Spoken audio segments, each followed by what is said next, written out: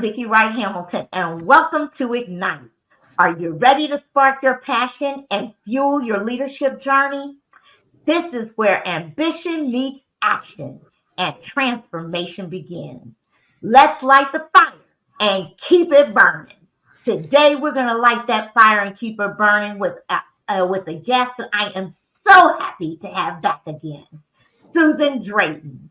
And Susan is an author. She's into art. She has so much to share with us. I enjoyed speaking with her last time about Reiki. It was a great segment. If you didn't get to see it, you need to go back and do so. Let's welcome Susan to the show. Susan? Hi, how are you?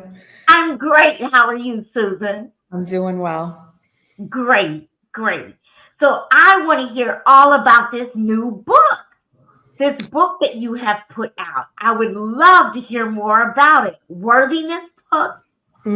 This book started in 2014 with just strictly illustrations. I had no intentions of writing a book.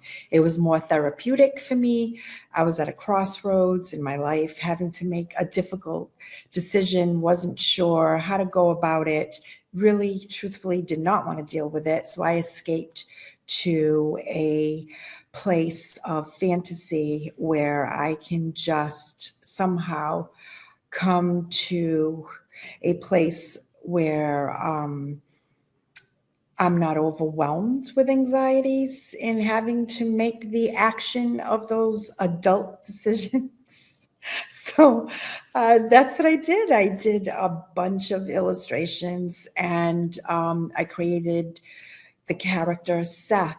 Seth is a dragon, a very colorful dragon. And outside, he's this majestic creature that is just so beautiful. But inside, he's not really sure who he is and where he's going. But also, from a distance, he is noticing a fairy realm with a bunch of fairies, but is afraid to approach them. And then there's Mother Earth with her beautiful, majestic powers all on its own. So yeah, the book is quite lovely, and this is Worthiness. Oh my gosh, I love it. I love the cover. Oh my gosh, the colors, and it looks so warm. So I wanted to stick to the earth colors, the earth tones, but I did this all by hand, and this is it. This is how it started on paper. Wow. Yeah. So it took a bunch of colorful pencils, which at that time, I guess, they decided to do the adult coloring books. So the pencils that I was using ran out. And I did a bunch of these. Wow. And yeah, those are so beautiful, Susan. Thank you. And I wanted to have more of a vintage look. And here he is, just looking at the water, trying to figure out who he is and where he's going. And he's not sure, but he sees this beautiful reflection and just doesn't really know where to go. And what I love about this book is that anyone of any age can identify themselves at that crossroad. And it's always interesting that sometimes we go into this hermit mode, or we feel so alone, so isolated, that we forget to reach out to people, and we deal with our anxieties or depressions or worries behind closed doors, sometimes by ourselves, and makes it worse, I think. But in the other hand, it's almost like you want that solitude. But so I thought it would be nice to reach out to the younger generation, and hoping that the words would just help the children.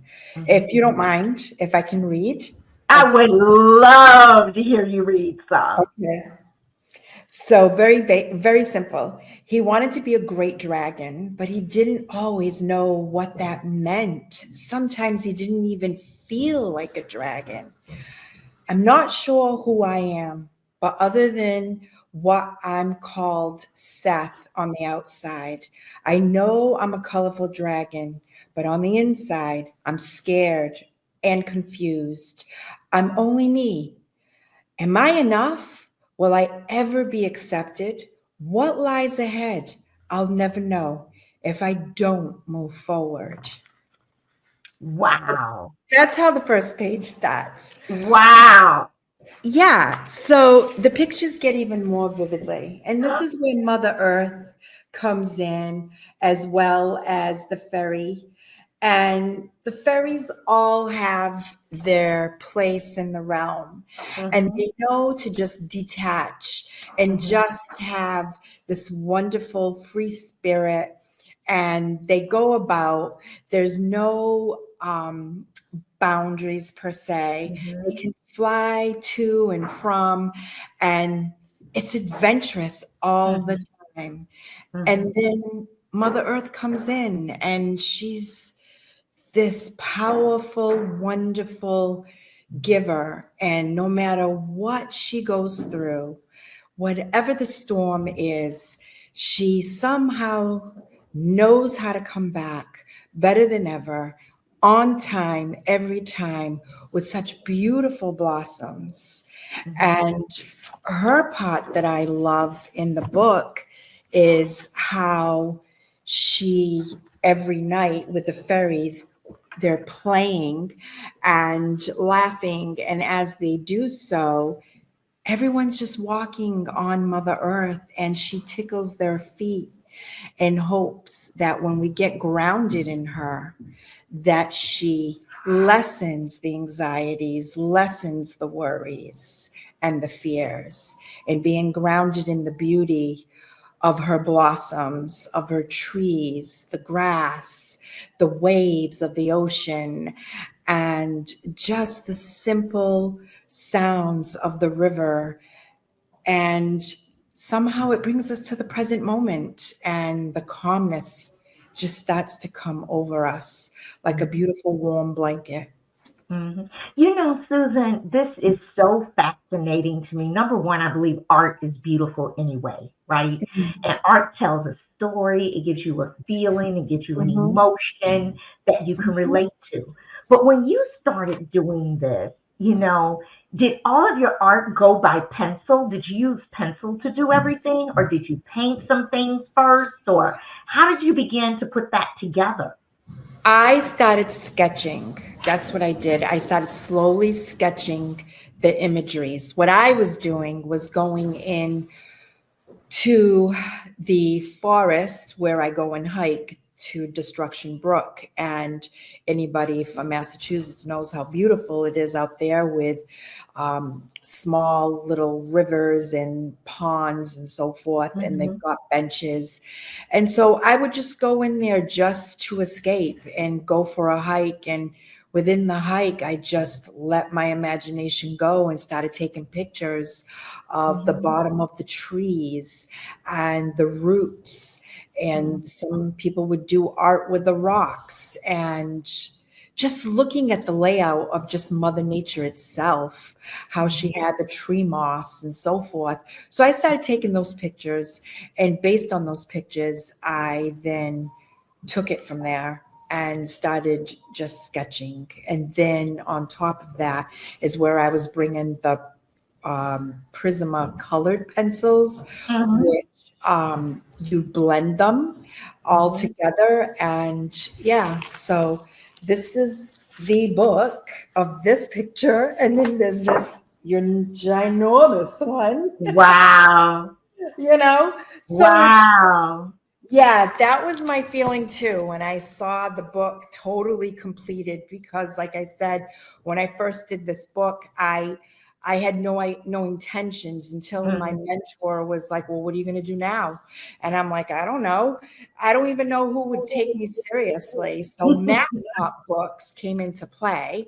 And mascot books, what happened with that was I did some research. And based on that, I then hesitated because I was so scared, because I'm like, oh, what am I getting myself into? I've never done this. But the angels made sure that I never slept. So anywhere between like 1:30, 3:30 in the morning, my sleep was interrupted. And so finally I said, you know what? I'm going to do what I got to do. And I just typed everything, sent them the images. And I remember just slam shut the laptop and I just put it on the side of the bed. I went back to sleep, totally forgot about it because I'm like, no one is going to take it. Little did I know how blessed I was going to be. And I got the email and they said, we love the illustrations. And here we are.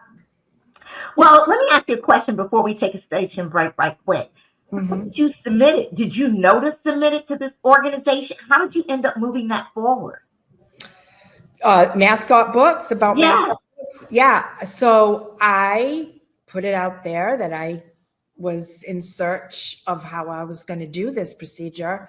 I remember going into Peyton Aram Village in South Dartmouth, and I went to a restaurant, and one of the waitresses, I was there with a friend, and she was serving us, and she heard our conversation. She goes, "Oh, I just published a book myself, and look into mascot books." And I was like, okay. So I took my time researching it. I didn't just want to just throw myself into it. But based on that, I would just go back and forth. I would look up reviews and other people that have had their books published and so forth. But I was still hesitating because I didn't feel so confident, Well, Susan, we're going to take a station break. And when we come back, I'd love for you to give our audience some guidance on how you went about doing that. We'll be right back.